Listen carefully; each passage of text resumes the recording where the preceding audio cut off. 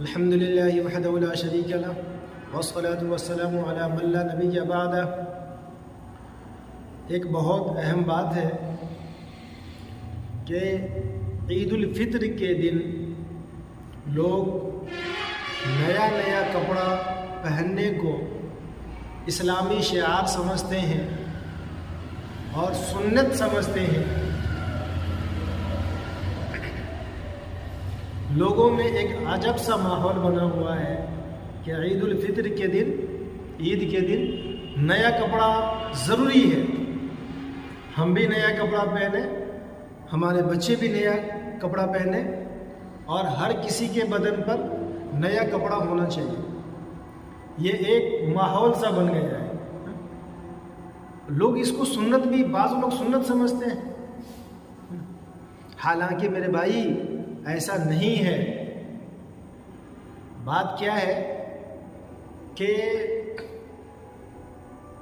عید الفطر کے دن اگر آسانی کے ساتھ، اچھا ایک بات اور بتا دوں کہ لوگوں نے عید کے دن نیا کپڑا پہننے کو اتنا ضروری سمجھ لیا ہے کہ نیا کپڑا خریدنے کے لیے سود پر بھی پیسہ لے لیتے ہیں۔ بھائی یہ کتنی بڑی سری غلطی ہے۔ سود حرام ہے، اور حرام پیسہ سے آپ کپڑا بنا رہے ہیں، پھر وہ کپڑا آپ پہنیں گے، آپ کی دعا قبول ہوگی؟ سوال ہی پیدا نہیں ہوتا۔ ایک حدیث میں اللہ کے نبی صلی اللہ علیہ وآلہ وسلم نے ارشاد فرمایا کہ بہت سے پریشان حال آسمان کی طرف اپنی نگاہ اٹھا کر یا رب پکارتے ہیں، دعا کرتے ہیں، مگر ان کا کھانا حرام، ان کا پینا حرام، ان کا لباس یعنی کپڑا حرام، کہاں سے دعا قبول ہو سکتی ہے؟ تو گویا کہ نبی نے مہر لگا دی کہ بھائی اگر کھانا حرام پیسے سے آپ نے کھایا، پانی یا جو بھی چیز پینے کی ہے، عام طور سے لوگ بریانی کھانے کے بعد تو ٹھنڈا پیتے ہیں نا، پیپسی، کوکا کولا، تو جو بھی مشروب پینے کی چیز حرام پیسے کا ہے،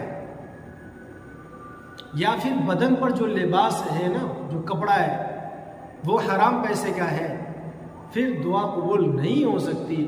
آپ چاہے جتنی بھی دعا کر لو، جتنا بھی رو لو، یہاں تک کہ سر کو نیچے کر کے ٹانگ کو اوپر لٹکا کے بھی آپ دعا کر لیں، دعا قبول نہیں ہوگی۔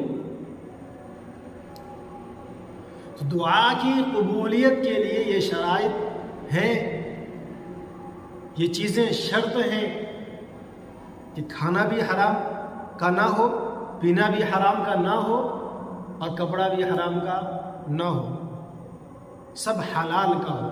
یہاں عید کی نماز پڑھنے کے لیے جا رہے ہیں اور حرام پیسے کا کپڑا پہن رہے۔ تو ایک تو یہ چیز ہے کہ عید کے دن، عید کی نماز کے لیے، عید کے لیے نیا کپڑا کا ہونا ضروری نہیں ہے۔ اگر اللہ نے آپ کو دیا ہے تو آپ بے شک نیا کپڑا پہنیں، اگر نہیں دیا تو جو آپ کے پاس سب سے اچھا کپڑا موجود ہو، چاہے وہ 5 سال پرانا ہی کیوں نہ ہو، لیکن ہے سب سے، سارے کپڑوں میں جتنا کپڑا آپ کے پاس میں ہے، سارے کپڑوں سے اچھا کپڑا ہے، تو پھر آپ اس کو پہنیں۔ ٹھیک ہے بھائی؟ اچھا، اگر اللہ نے آسانیاں دی ہیں اور نیا کپڑا ہم نے سلایا حلال پیسے سے، تو اب پرانے کپڑے کا ہم کیا کریں؟ لوگ تو کہتے ہیں کہ نیا بھی میرا، پرانا بھی میرا، سب ہے میرا، کچھ نہیں ہے تیرا۔ ہم کریں کیا؟ اللہ نے ہمیں نیا کپڑا پہنایا ہے، مگر اللہ کے کتنے بندے ایسے ہیں جنہیں پرانا کپڑا بھی نصیب نہیں ہے، اور ایسے ہزاروں نہیں لاکھوں نہیں کروڑوں کی تعداد میں لوگ موجود ہیں دنیا میں. ہاں بھائی، اب ہمیں کیا کریں؟ ہمیں کیا کرنا چاہیے؟ ہم کیا کریں؟ حدیث شریف کی ایک بہت بڑی کتاب ہے سنن ترمذی، اس کے اندر ایک باب ہے کتاب اللباس. کتاب اللباس کے اندر میں یہ روایت موجود ہے کہ سیدنا حضرت عمر فاروق اعظم رضی اللہ تعالی عنہ نے نیا کپڑا سلایا اور اس کو پہنا اور دعا پڑھی. نیا کپڑا پہننے کی آپ نے دعا پڑھی، پھر پرانے کپڑے کو صدقہ کر دیا اور پھر فرمایا کہ رسول اللہ صلی اللہ علیہ وآلہ وسلم نے ارشاد فرمایا کہ جب تم نیا کپڑا بنواؤ پہنو تو پھر پرانے کپڑے کو صدقہ کر دو. ٹھیک ہے، تو ہمیں کیا کرنا چاہیے؟ سنت طریقہ کیا ہے؟ ہمیں ہمارے نبی کا کیا پیغام ہمیں دیا جا رہا ہے؟